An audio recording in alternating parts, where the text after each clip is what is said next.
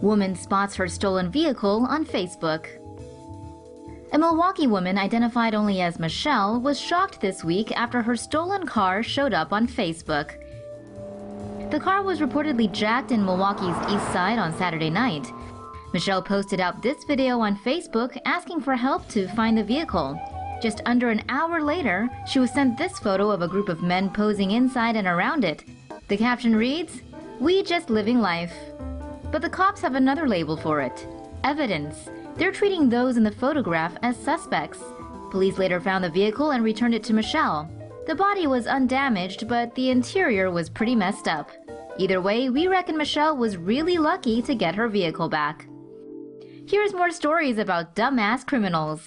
Fugitive hated his mugshot, so he sent cops a better one. Then it went viral, and now he's arrested. Lima, Ohio police were on the hunt for Donald Chip Pugh, who was wanted for failure to appear in court for a drunk driving charge.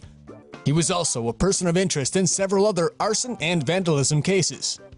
And by looking at his past criminal history, Pugh doesn't seem very concerned with keeping out of jail. One thing Chip Pugh does care about is how he looks in his mugshot. So he sent Lima police a new mugshot to use instead. "Man, they just did me wrong," Pugh said in a radio interview. "They put a picture that made me look like I was a Thundercat or something." Does anyone else think Chip looks more like Carlton from The Fresh Prince? It wasn't long before the fugitive's face was plastered across digital media, and a few memes were born. Can you find Chip Pugh? Okay, that was easy. How about this one? He's right there. Someone even made up a Chip Pugh dance, which again looks a lot like Carlton. Y'all off with this one. This gonna be that Chip Pugh for y'all niggas. Hello. And with that amount of exposure, it should be no surprise that he was busted. However, not by Lima police. He was caught in Florida by the Escambia County Sheriff's Office, thanks to a tip. Chip made sure to smile for his most recent photo shoot. Now that is a mugshot. We're glad to see Chip has finally learned his lesson. Brazilian robbers wrap themselves in tinfoil to avoid alarm system. Remember that awesome Rio de Janeiro heist and chase sequence from Fast 5? Well, this attempted robbery is absolutely nothing like that. Rather than going all Ethan Hunt and pulling Mission Impossible's Cirque du Soleil, these two Brazilian bank robbers this weekend wrapped themselves in tinfoil in a bid to avoid alarm sensors. Surprisingly, the kooky plan worked, but the spacey duo were still picked up on CCTV. And seeing this, security at Banco do Brasil in Praia Grande called the cops. However, the would-be tinfoil burglars escaped in a white sports car and are reportedly still on the run. Although the cops did make an arrest and are questioning a third suspect believed to be the duo's lookout who was hiding in the bushes nearby. So it looks like this case can't be wrapped up just yet. Chances are this guy has more snake in his pants than you ever will.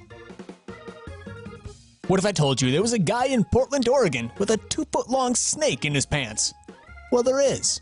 And this video shows exactly how it got there. The sticky-fingered freak put it there. Yikes! A to Z Pets owner Kristen Bugan checked the surveillance video after an employee notified her on Friday that the black pastel ball python was missing. The video shows the suspect walk into the store and look around before making his way to the reptile area. He then stuffs a 2-foot-long snake into his trousers before slipping out the door. Bugan said the thief is lucky it wasn't feeding day. We here at TomoNews kinda wish it was. The pet shop owner also told Fox News that the python is worth $200. Police are still looking to identify the thief and his blue-haired female accomplice.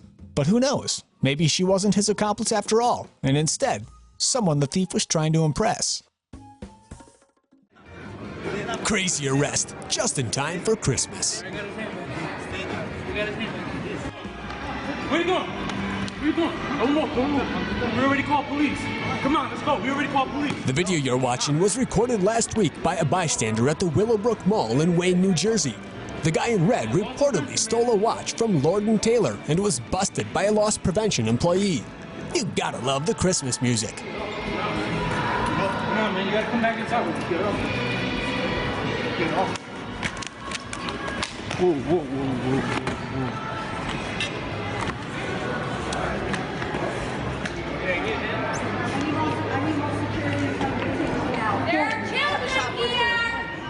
Mall security guards eventually showed up to lend a hand. Now you going to tip? It's hard to see exactly what's going on here. Possibly some sort of chokehold? It could also have been the suspect's nerves kicking in, which caused the shoplifter to start sniffling like a spoiled kid who just lost his toy.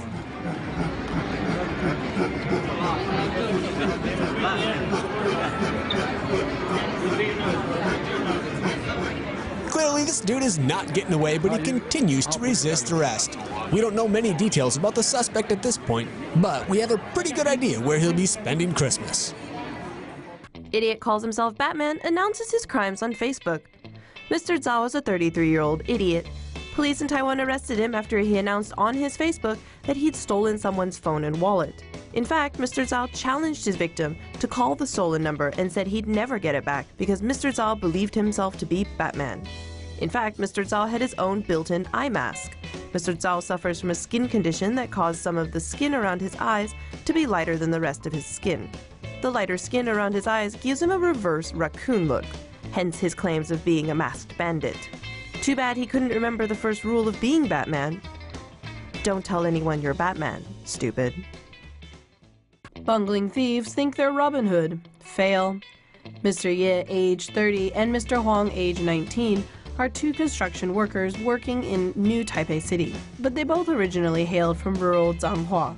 The two became fast friends despite the age difference. One day, Mr. Ye suggested they make some quick cash by robbing unlucky victims. Mr. Huang agreed, and the two came up with their alter ego, criminal secret identities. Their first victim was a fellow construction worker.